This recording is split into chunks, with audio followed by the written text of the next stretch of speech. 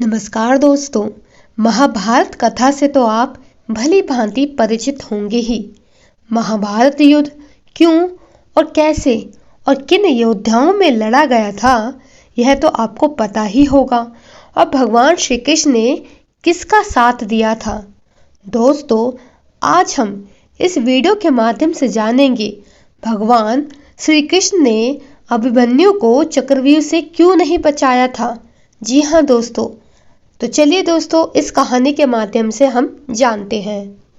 दोस्तों, अर्जुन और सुभद्रा के पुत्र अभिमन्यु को तो आप लोग जानते ही होंगे कि महाभारत युद्ध में अभिमन्यु वीर गति को प्राप्त हो गए थे।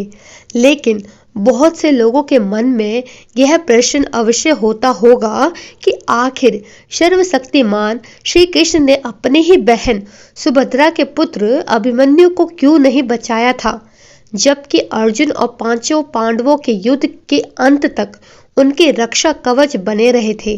तो अभिमन्यु को क्यों मर जाने दिया गया।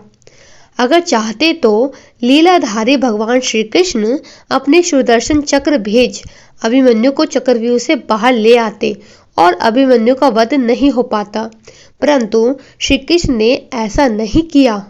दोस्तों, इसके पीछे भी कारण था। कहा जाता है कि जब भी धरती पर धर्म और सत्य की हानि होने लगे तो भगवान को नियति के अनुसार धरती से अधर्मियों और अत्याचारियों का नाश करना होता है। और इस उद्देश्य हेतु भगवान स्वयं धरती पर जन्म लेते हैं और उनके इस उद्देश्य में सहायता हेतु विभिन्न देवी देवताओं को अपने पुत्र को भेज या स्वयं जाकर धरती पर जन्म लेना होता है। ऐसा ही जब द्वापर युग में भगवान विष्णु ने श्री कृष्ण अवतार में जन्म लिया था, तब ब्रह्मा जी ने और सभी देवी देवताओं को भी श्री कृष्ण की सहायता हेतु धरती पर जन्म लेने का आदेश दिया था। ब्रह्मा जी के इस आदेश का सभी देवी देवताओं ने स्वागत किया था, परंतु चंद्रमा ने इस आदेश का विरोध किया और अपने पुत्र वर्चा को पृथ्वी पर जन्म लेने से इनकार कर दिया। लेकिन जब सभी देवताओं ने मिलकर चंद्रमा को समझाया कि धर्म की रक्षा करना ही हम देवताओं का परम कर्तव्य और धर्म है, इसलिए हम सभी को ब्रह्मा जी का आदेश का पालन करना है और यह हमारा दायित्व और कर्तव्य भी है।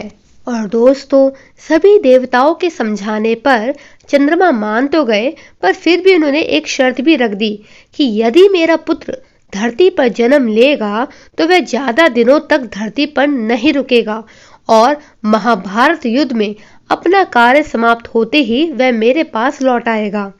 इसके साथ ही वह युद्ध में अपने पराक्रम से बड़े बड़े महारथियों को भी चकित कर घोर युद्ध लड़ते हुए वीर गति को प्राप्त होगा और उसके इस अदम्य साहस को युगों युगों तक याद रखा जाएगा। तो दोस्तों, चंद्रमा पुत्र वर्चा ही अभिमन्यु थे, जिसने धरती पर ब्रह्मा के आदेश का पालन कर श्री कृष्ण की सहायता के लिए जन्म लिया था। चंद्रमा के शर्त अनुसार ही श्री कृष्ण ने अभिमन्यु की नियति में दखल नहीं दिया और अभिमन्यु महाभारत युद्ध में वीर गति को प्राप्त हो अपने पिता चंद्रमा के पास चले गए। दोस्तों, अगर आपको यह कहानी पसंद आई तो ज़्यादा से ज़्यादा शेयर कीजिएगा। और हाँ, अगर आपने चैनल को सब्सक्राइब नहीं किया है तो सब्सक्राइब जरूर कीजिएगा, ताकि मैं आपके लिए और अच्छी कहानियाँ लेके आऊँ। धन्यवाद दोस्तों।